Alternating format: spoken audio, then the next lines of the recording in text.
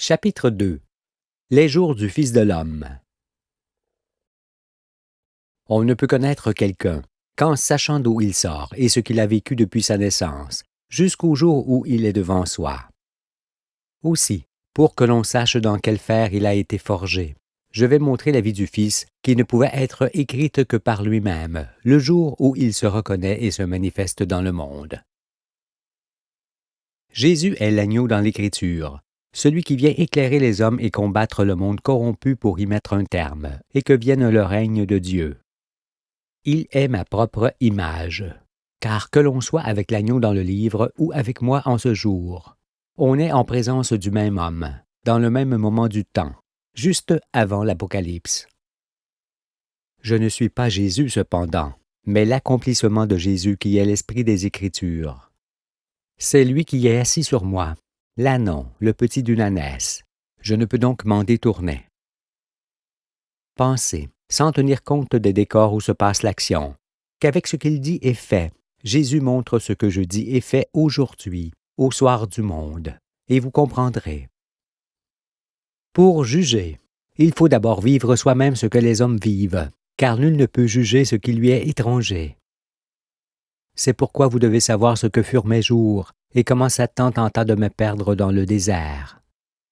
Satan n'est pas une entité, mais le mal qui peut faire sombrer celui qui n'y résiste. Je parle de désert, parce que tant qu'on ne sait pas qui l'on est, où l'on va et ce qu'est le sens de l'existence, on est dans le désert et le jeûne, qui font souffrir le monde. Prêtez-moi donc l'oreille sur ce que fut ma vie qui s'est déroulée en 4 périodes distinctes, jusqu'à ce que je sois lié de chaînes, pour que je ne puisse bouger sans avoir transmis le message. Première période. Mon enfance se déroula dans un petit village méridional, au bord duquel se trouve un étang.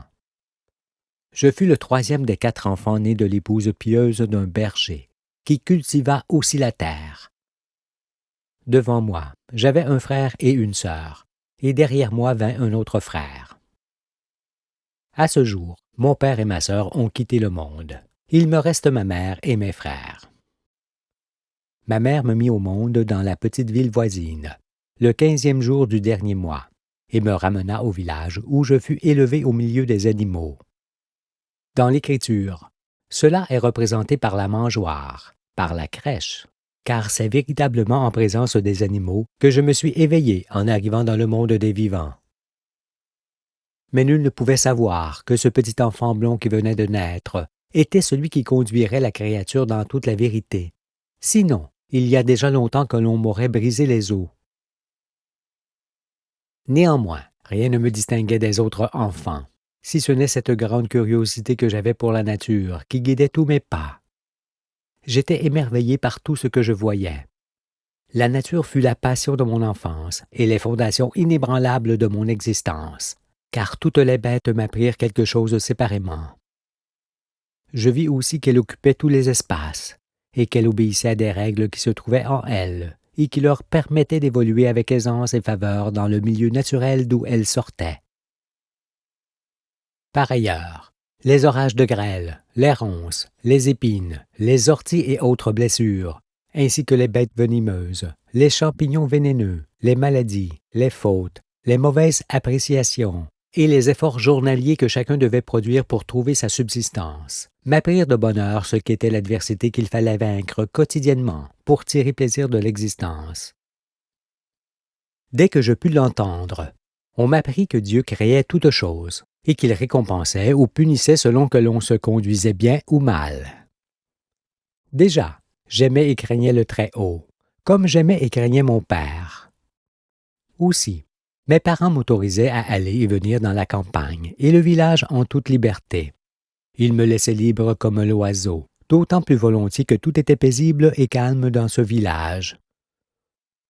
Les discussions étaient toujours cordiales entre les habitants, et les différends se terminaient toujours par des accords.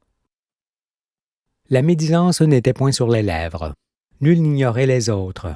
Tous se connaissaient, s'entraidaient et partageaient leur opinion et leur savoir. C'était la fraternité. Mais, en grandissant, je prenais conscience de la pauvreté de mes parents, qui leur occasionnait de grands tourments, notamment à ma mère qui pleurait souvent de ne pas disposer de ce qui est nécessaire pour nous donner à manger ou nous vêtir convenablement. Ce que mon père produisait n'était qu'un petit bénéfice aussitôt absorbé par les impôts que prélevaient les gens de la ville. La guerre sévissait en ces années-là, et nous souffrions de cette misère. Ainsi, mon enfance, enrichie des merveilles de la nature et remplie de joie, se couvrit de tristesse, surtout qu'en raison de la pauvreté de mes parents, je comprenais déjà que je serais obligé de partir du village auquel j'étais attaché. Deuxième période. Aussi, lorsqu'il le fallut, je m'en allais. En partant, je pensais que si le village avait été plus grand, il aurait pu suffire à tous ses besoins, car je voyais que les travaux les plus utiles sont ceux des hommes qui donnent à manger aux gens, les cultivateurs, et ceux qui les soignent, les médecins. Je ne comprenais pas alors la raison d'être des grandes villes qui imposaient leurs lois. Néanmoins, étant obligé de faire l'ouvrier dans ce monde, je partis d'abord en apprentissage dans la petite ville où ma mère m'avait mis au monde. Je fus comme déraciné. J'en souffris longtemps, mais il me fallait persister. Pendant ce temps, je rencontrai une jeune fille qui me plaisait. Après quelques années de fréquentation, nous nous mariâmes, et elle me donna un fils. À la suite de cela, je fus arraché à eux cette fois, car ceux qui régnaient m'envoyèrent de force faire la guerre, au-delà de la mer, dans un pays étranger.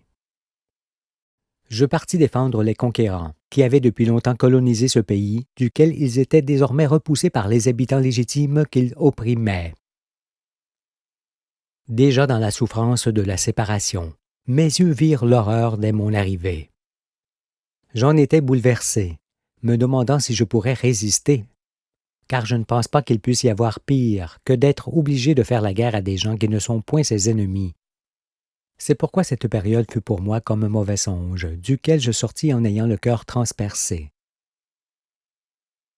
Lorsque vint ma libération, je retrouvai mon épouse et mon fils qui avaient grandi. Puis je continuai à faire l'ouvrier dans un chaudron nucléaire de Satan, que l'on nomme « Avenir radieux de l'humanité ». En ces jours-là, mon épouse me donna une fille cette fois. Aussi, peu à peu, et malgré mes profondes blessures, le plaisir de vivre me revint. Mais dès que je pris conscience de ce qui se pratiquait dans ce chaudron nucléaire et à quoi cela servait, je quittai ces lieux, d'autant qu'il m'était impossible d'être commandé. En effet, élevé dans la liberté originelle, je ne pouvais supporter que quiconque s'assoie sur moi pour me faire agir selon sa volonté. Je tentai alors de travailler pour moi et ouvris un petit commerce. Durant ces jours, mon jeune père mourut. Ce fut pour moi une nouvelle tristesse qui me fit interroger sur ce que valait mon existence dans ce monde d'iniquité et de souffrance. Je haïssais ma vie, mais mon épouse ne saisissait pas ce qui se produisait en moi. Nous tournant le dos, nous décidâmes de divorcer. Mais je me maudissais d'agir ainsi, car, m'estimant coupable, il me semblait commettre un crime sur elle et mes enfants, un péché qu'il me faudrait expier devant l'Éternel, envers lequel je me sentais déjà redevable. Troisième période. Je partis donc seul, un peu plus en amont dans la vallée des voyageurs, pour m'établir près d'une ville où j'avais au préalable choisi d'y poursuivre une autre activité commerciale. En ces années-là, les tensions entre les nations de l'Est et de l'Ouest s'intensifiaient. Je pris alors le temps d'examiner le monde et ce que je faisais au milieu de lui. Le monde m'angoissa, car je vis de sombres nuages arriver de toutes parts, qu'apparemment les gens ne voyaient point venir. Il m'apparaissait progresser invariablement vers sa fin, parce qu'à mes yeux, un monde bâti avec les pouvoirs, l'argent et le profit, qui nécessite la défense des intérêts, la guerre, ne pouvait aller qu'à sa ruine. Je savais déjà qu'il en était fait de lui. À ces sombres perspectives s'ajoutait le fait que je contribuais à sa déchéance. Je me mis alors à réprouver ce que je faisais, d'autant qu'il m'était fort désagréable d'exploiter des gens comme jadis je fus moi-même exploité. Je supportais mal que d'autres travaillent à ma prospérité. Aussi, Ces choses détestables et l'argent qu'il me semblait dérober augmentaient considérablement mon inquiétude de conscience. Convaincu que les nations allaient inéluctablement à leur fin et que j'y contribuais par mes activités, cette fois je mourus pour le monde dans lequel plus rien ne m'intéressait. J'avais 33 ans. Je continuais mes activités cependant, mais avec l'idée de retrouver bientôt ma liberté originelle et la nature qui me manquait tant. Je décidai alors de retirer mes pieds de ce monde et de partir sur la mer avec une jeune femme que j'avais rencontrée et qui devint ma concubine. Il me fallait donc me démunir de mon entreprise et de mes biens, en premier lieu pour retrouver ma dignité. Mais avant cela, je devais me construire une barque à voile, un navire, pouvant traverser les mers. Ainsi se réalisa tout ce que j'avais prévu. Je conçus le navire que j'avais imaginé et le construisis avec un ami. Entre-temps, je cédai mon entreprise. Il ne m'en resta rien. Mais j'en étais soulagé, car je ne voulais plus avoir affaire avec l'argent, ni avec la servitude et les impôts, pas plus qu'avec les projets insensés des hommes. Je ne désirais que la liberté que j'avais eue au temps de mon enfance, au milieu de la nature. Dès que le navire fut fini, avec ma compagne nous partîmes à Rhodes que nous atteignîmes sans encombre. Pour pouvoir poursuivre notre voyage en mer Égée, nous dûmes prendre à bord des voyageurs qui contribuèrent aux frais. Nous sommes ensuite rentrés au pays. Puis, l'année suivante, nous repartîmes naviguer dans les mêmes eaux, tant cela nous plaisait. Au retour, à l'équinoxe, entre Patras et Messine, nous dûmes affronter une forte tempête de laquelle nous sortîmes sans le moindre dommage, mais fortement éprouvés.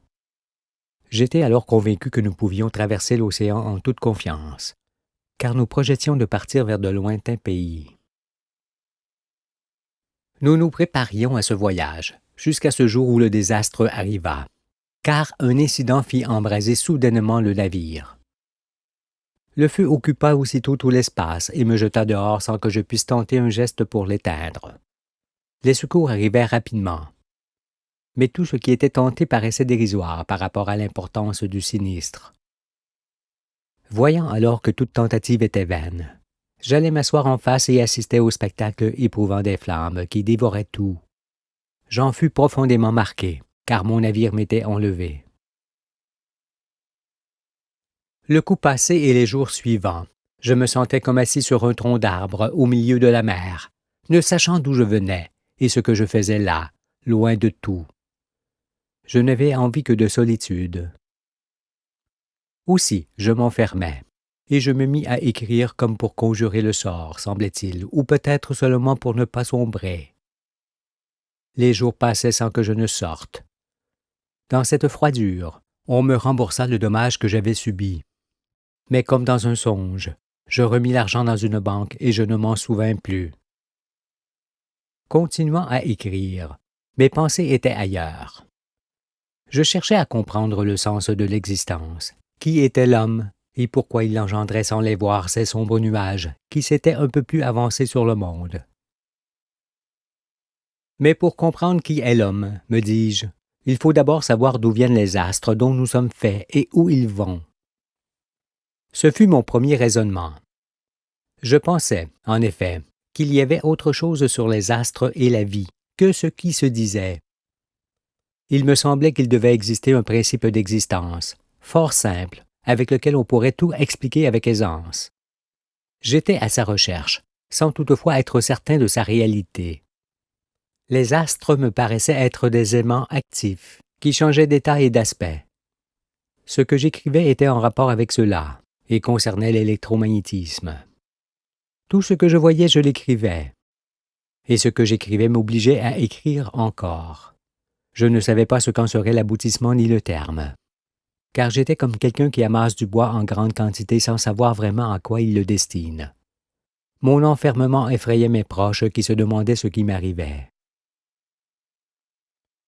Mais, après de nombreux jours d'écriture et de solitude, et n'étant pas entièrement convaincu de ce que je faisais, je vis que si je ne me sortais point de là, j'y laisserais ma vie.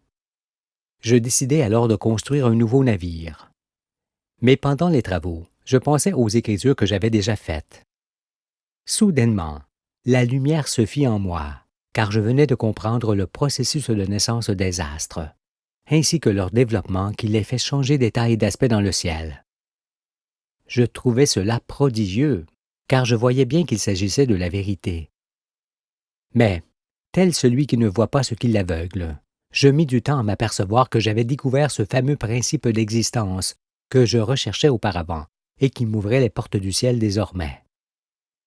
Je vis aussi que ce principe était à la portée d'un enfant de 12 ans et qu'il s'appliquait à la fois aux astres et à tout ce qui a en soi un souffle de vie. Je naquis alors une deuxième fois, car mes yeux s'ouvrirent sur la réalité que personne ne voyait. J'en étais fortement enivré, mais je n'évoquais pas encore le nom de l'Éternel. Tout ce que je voyais était nouveau et aisément compréhensible, ce qui me fit interroger sur ma propre personne, car je me demandais comment il était possible qu'un homme sans instruction puisse avoir une si grande connaissance. Ne sachant vers qui me tourner, j'ouvris les Écritures pour la première fois. J'avais 43 ans, et je ne les connaissais point. Le soir, je les lisais au lit avant de m'endormir. Mais comme le font les stupides, je les lisais dans le sens strict des mots, si bien que je ne comprenais pas ce qui était écrit. Je maudis alors ce livre qui ne m'apportait aucune réponse. Des paroles du début me marquèrent cependant, car je vis que Dieu dit « Le jour où tes yeux s'ouvriront, tu mourras. » Or, mes yeux venaient de s'ouvrir et j'eus peur de mourir. Cela eut un grand effet sur moi cependant, car désormais je pouvais lire les Écritures dans leur sens spirituel. Ce qui me faisait rayonner de joie, mais aussi frémir, parce que je me voyais en elles aussi sûrement que lorsqu'on se penche sur l'eau. Or, bien que cela fût glorieux, je ne voulais pas être le Fils de l'homme, cet agneau que les Écritures annoncent pour les temps difficiles. Je me remis alors à la construction de mon navire. Et, malgré mon grand bouleversement, je parvins à le terminer. Entre-temps, j'avais beaucoup changé, mes pensées étant toutes prises par ce qui m'arrivait. Aussi, ma compagne me maudit et me quitta dès que j'eus mis le navire à l'eau. Je ne l'estimais pas coupable. Mais son départ m'accabla, car pour la première fois de mon existence, j'étais seul avec un immense fardeau sur le dos. Cependant, je voyais dans son départ un acte de justice, car j'avais moi-même quitté mon épouse qui en fut profondément marquée. J'expiais donc ma faute en partie. Il me fallait faire silence.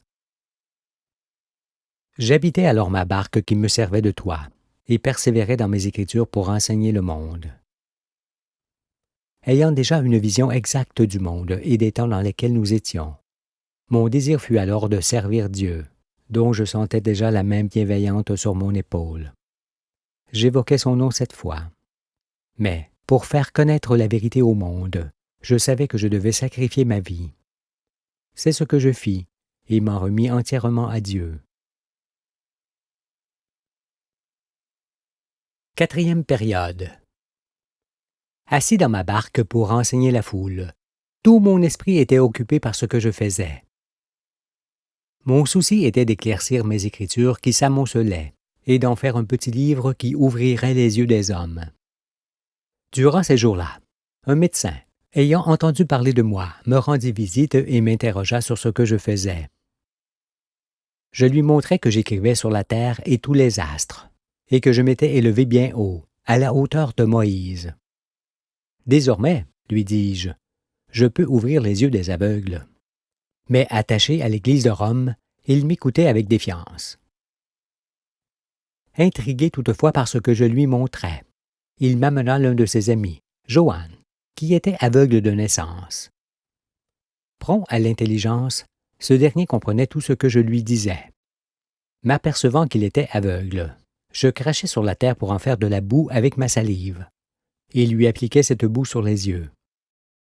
Il s'accomplit alors ce miracle.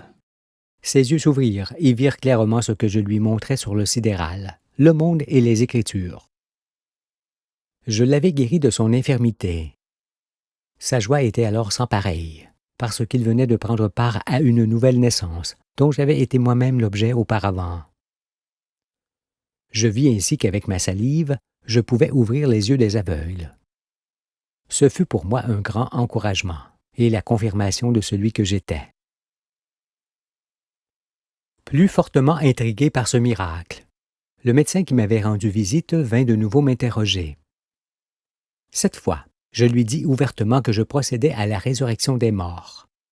Aussitôt il s'en alla, parce qu'il ne comprenait pas ce qu'était la résurrection des morts annoncée. Il me croyait hors de sens. Joanne, qui voyait tout ce que je lui expliquais, et ce médecin qui ne voulait point regarder, me montrèrent l'un l'autre comment je serais reçu dans le monde et ce que serait la réaction de chacun.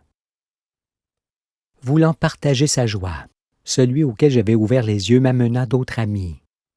Ceux-ci s'enflammèrent en m'écoutant, mais ils ne furent que feu de paille.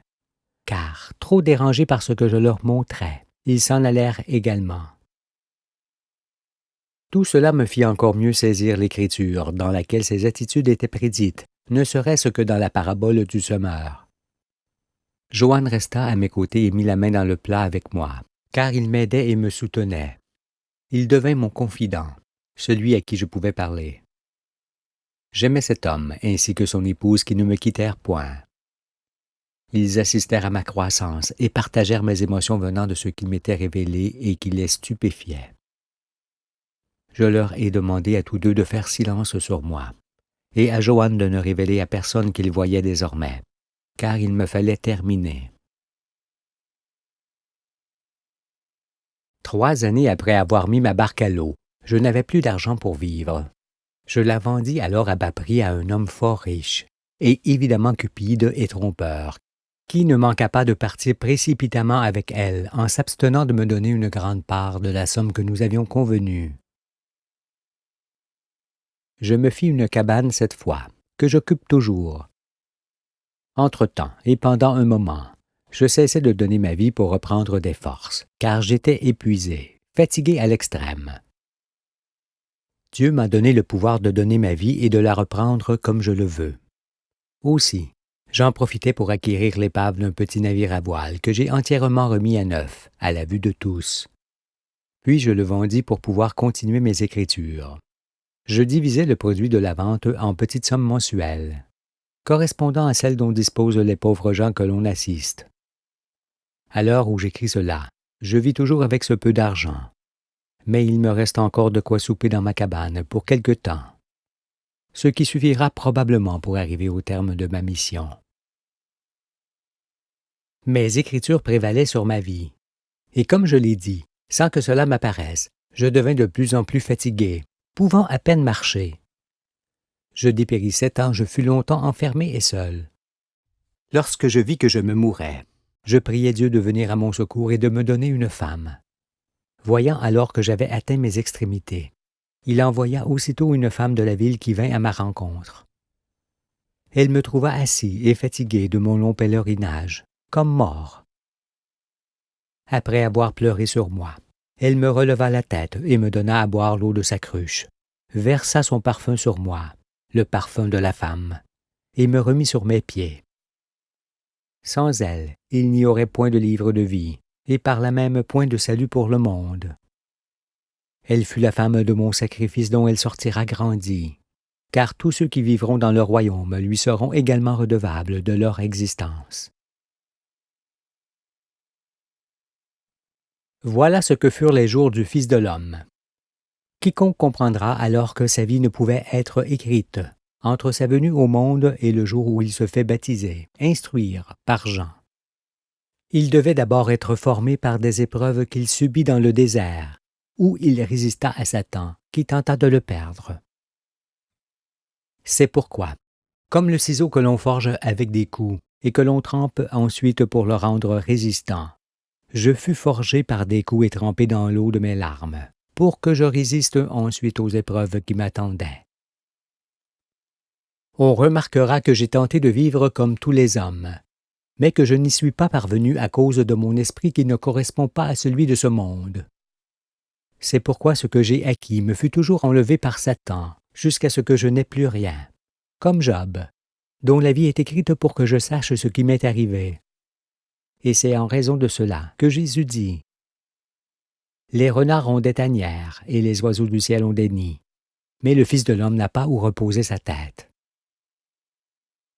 Effectivement, je ne sais pas où reposer ma tête, d'autant que pour les miens et tous les amis que j'avais auparavant, et qui me savaient entreprenant, je suis devenu comme un vase hors d'usage, comme un objet qui ne sert plus à rien.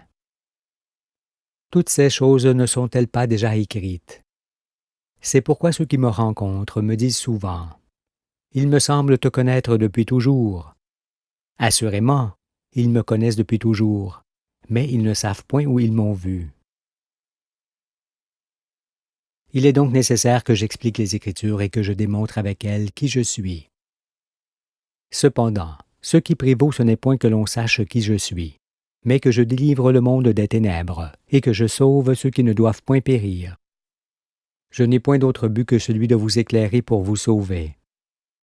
Vous ne trouverez donc point sur mes lèvres des paroles criminelles ou frauduleuses, mais seulement la parole de vérité,